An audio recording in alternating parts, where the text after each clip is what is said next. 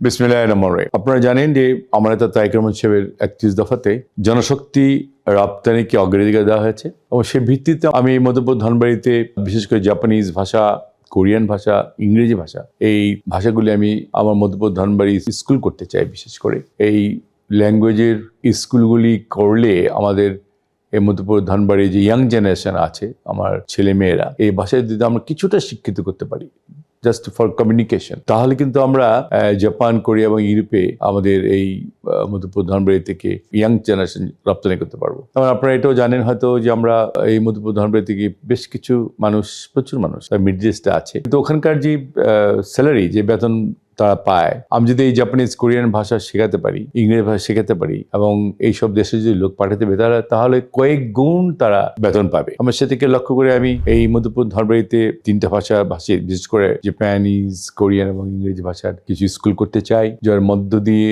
আমি মধ্যপুর এবং ধনবাড়ির ইয়াং জেনারেশনকে বিদেশে পাঠিয়ে রেমিটেন্স আনতে পারি, প্রচুর রেমিটেন্স আসতে পারে। এবং তাছাড়া এটা আমার নেতা তারেক রহমান সাহেবের প্রায়োরিটিতে আছে, ওনার 31 দফাতে আছে যে আমরা বিদেশে এই বিশেষ করে এই কয়েকটা দেশে এই ল্যাঙ্গুয়েজগুলি শিখে বিদেশে পাঠানোর জন্য। আপনারা ইতিমধ্যে হয়তো জানেন যে জাপানে কিন্তু আজকাল প্রচুর বয়স্ক লোক আছে যাদেরকে দেখার কোনো লোক নেই। নার্সিংয়ের দিকে আমাদের নজর দিতে হবে। কোরিয়াতে কি একই অবস্থা, ইউরোপে একই অবস্থা।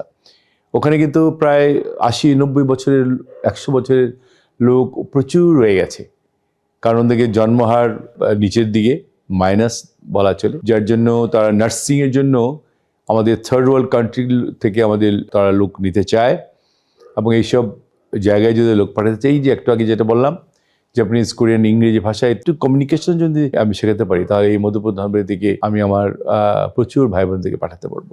এটা আমার মাথায় আছে। ইনশাল্লাহ